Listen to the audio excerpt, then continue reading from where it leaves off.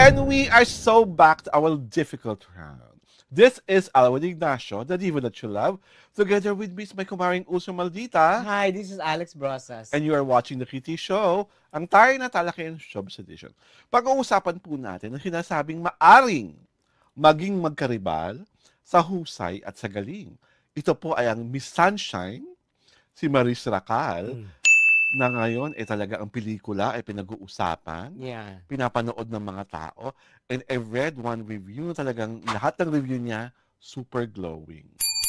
At pangalawa, pinalabas po kamakailan ang pelikula ni Barbie Fortesa, ang P77, na isang horror movie na of course ang director ay ang mahal na mahal kong daddy, si Direk Derek Cabrido. Naisingit ko talaga ang kalandian, di ba?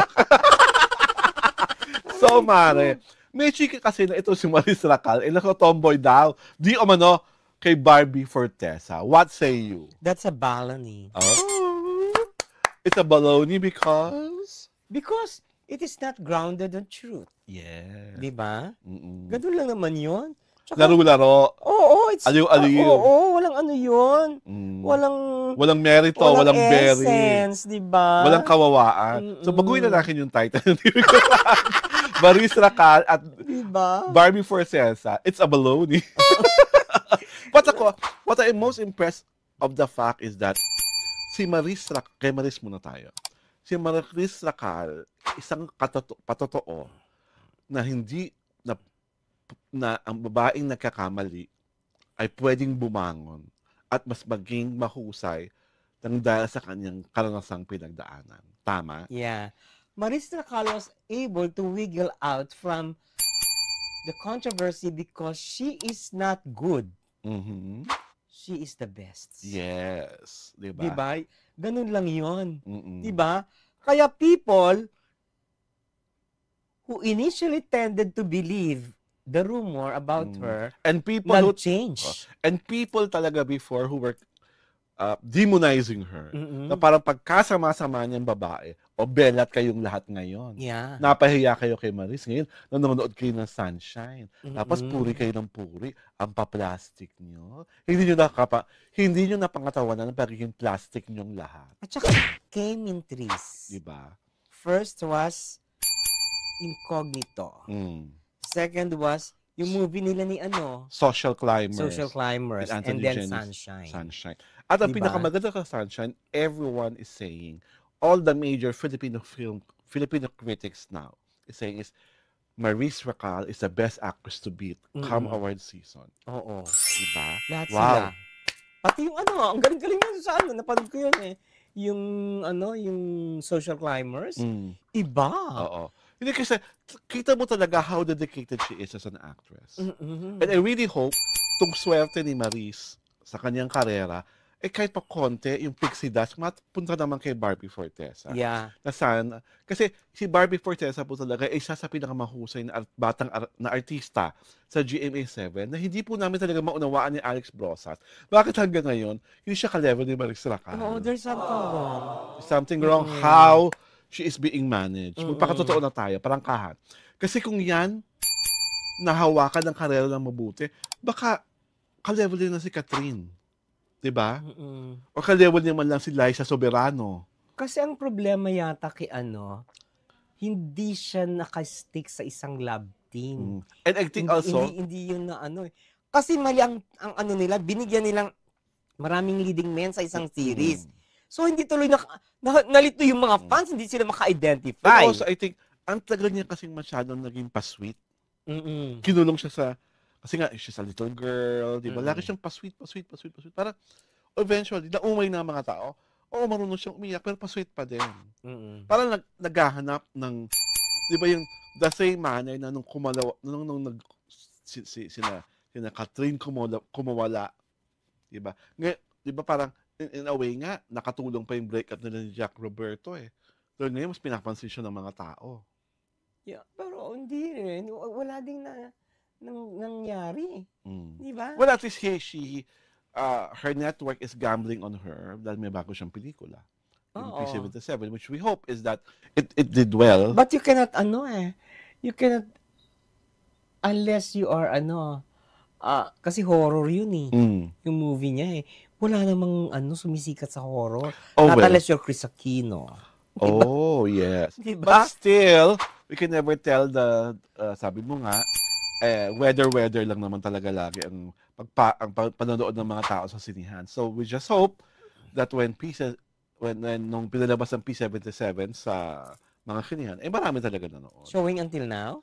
That I don't know, but it was shown by the last day of July. So we already have this is our August episode. So I'm sure baka naman binigyan siya ng 1 linggo. Alam mo, may bagong chismis dyan kay Barbie? Kay Barbie. Na? Holding hands naman sila ni Jameson Blake. Yun? Nasa park na sila. So, there was no And Jameson Blake was also present during the celebrity premiere. Of the movie. Of P77. Kasi they have a Netflix movie, di ba? Pero matagal pa naman yung Netflix movie na yun. Mga showing pa lang. Pwede naman hindi makita si Jameson Blake. Pahara-hara sa premiere. So, what are you arriving at? I'm arriving at nagagamitan silang dalawa. Ay, my God! Sabi ko nga, di ba, maagang pre-promo para sa Netflix show. Diba? Ako, I don't take it against it. Against them. Kung makakatulong ba yun to spike interest, why not, chalk not? Baka in the pa lang sila. In the exploring stage. Getting to know you each other. Getting to know you. There's nothing wrong naman with a young man and another young woman holding hands, diba? Kasi nasa park lang, parking area lang sila bakit naman kami Charot. Gusto mo simulan ko? Wag! Hindi mo lang matatapusin ko. Wag! Wag, sis. Ganyan ka di ba? Wag, sis. Magsisimula ka Hindi ko naman to topic Hindi, parang nagpo-project ka na parang si Barbie ka Si Barbie Fortesa, di ba kayo sa akin ng pa-sweet Alam mo yan. Sabi mo nga sa Facebook, ko, MC. Pero hindi Maria yung M ko. My God. So, ako, kung totoong magkaka-movie, kasi gusto ni Maris Racal na magka-movie sila ni Barbie Fortesa, I hope it happens. Because I think and I don't want it to become a GL. Gusto ko talaga yung puksaan ng aktingan. Yung parang mga ikaw at akin, yung Vilma at ni Nora nung araw. Yung ganun talaga, yung talagang pagalingan ng yung magkititigan lang silang dalawa sa ending. Mas makikita mo na kung sino makakabog. Di ba? Oh my God. Di ba sa ikaw ay akin ganon? Nabog si Ate B. Wala siya sa mata ni Ate B. Di ba? Yun, gusto ko yung ganon yung, di ba napaka-brilliant.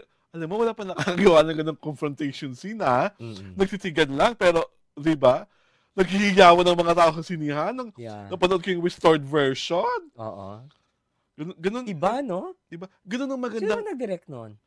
Ishmael Bernal yun. Ishmael. Or isa pang bagay na puksa ang movie ni Maricel, ni Barbie at Maris, inagaw mo ang lahat sa akin. Ay! Si Maricel. And Si Snooki, si Barbie. Di ba? Puksa. Ganun ang mga puksaan. Hindi pwede yung GL. Sayang. Hindi, gusto ko yung Sharon and Sherry Hill. Ay, hindi naman sila kumakanta, Hindi. Between walang ningning. O iba na lang movies. Hindi, celebrity kunwari sila, parang artista lang. Parang feud. Parang, di ba, papalitan na yung isa. Ito na parating na yung isa, di ba? Diba? You're nothing. Pero gusto ko pa rin talaga, inagaw mo ang lahat sa akin. Yung mag-aaway sila sa putikan. alam mong rehearse. Nakakaloka yun. Tapos, you can just imagine, di ba, Maris Racal doing that final scene.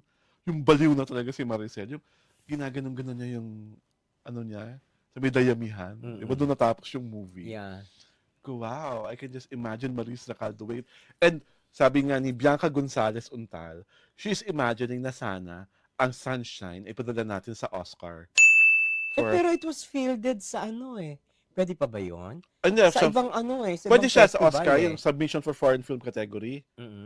Pwede yun. Sa Oscars pwede. Sa Oscars? Pwede yun. Sa kanilang naman maarte, Oscars naman to. Yung foreign film, sana makapasok siya. And then, I can just... Pero you have to lobby it. Nga, yun nga. Kailangan talaga... Datong yun. Datong. Di ba? Mayaman naman ata yung Project 8. Di ba? Sila yung may gawa ng Sunshine. Saka Antoinette Hadlaunen naman yan. Yeah. Ako, I just wish to see Maris Racal walking the red carpet. Sa Oscars. Oscars. Diba? Iba yun. Iba yun. Saka, For all your successes, Maris, we really, really, really congratulate you. You so deserve it. At dahil dyan, inaanyayahan po namin kayong mag-subscribe sa aming Diaryo Tirada YouTube channel at syempre pa, sundan nyo rin kami sa aming Facebook pahina. Pinapalabas po ang reality show tuwing Sabado at Linggo alas 4 ng hapon. Sa muli, I am Alwin Ignacio, the diva that you love. Together with me is my kumaring Ultra Maldita. Hi, this is Alex Brasas. Thank you for joining us this Saturday. You are watching The TT Show, ang taray na talakayan showbiz edition.